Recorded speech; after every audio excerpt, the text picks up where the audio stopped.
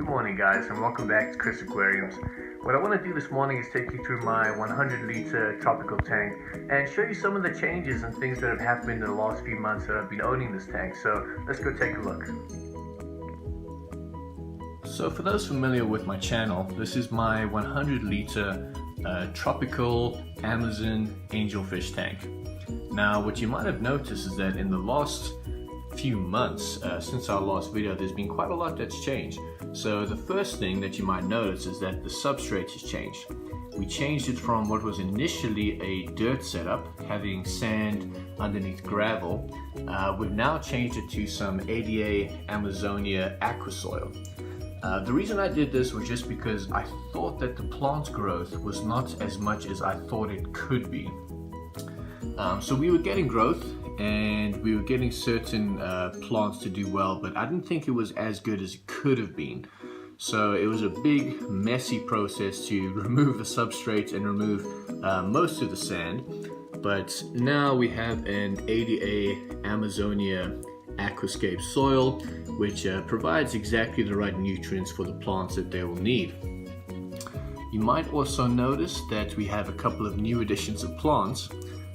So here we have in the back our jungle val right behind our angelfish, and then we have some of the similar plants that we had before, adding in Amazon swords, and also having now some dwarf jungle val.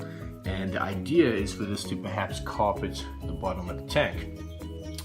So that's our plants, and obviously up there as well.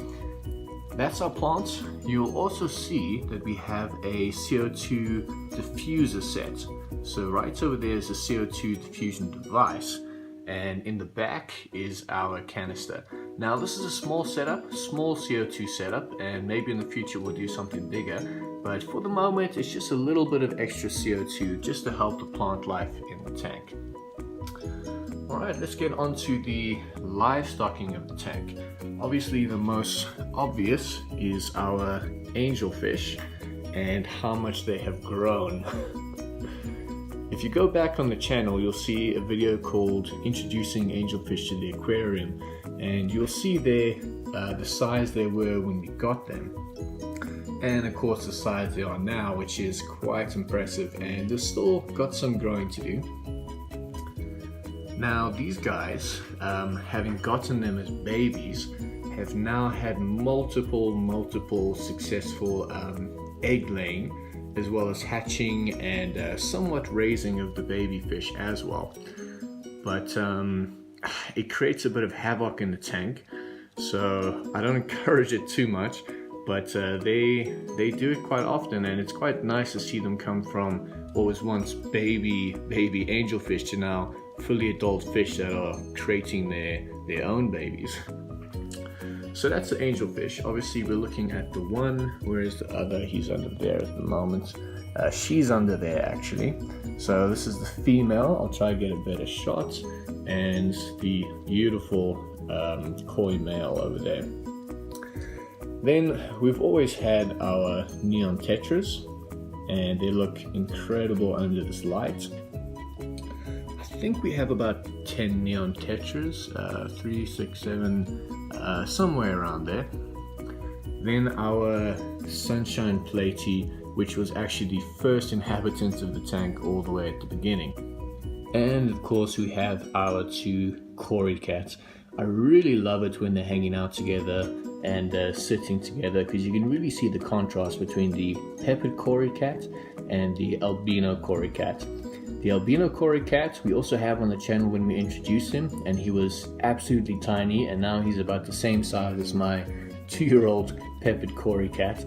Beautiful fish. Now we have a couple of additions. One is right at the top here, which is a beautiful yellow platy to complement our sunshine platy. Beautiful fish.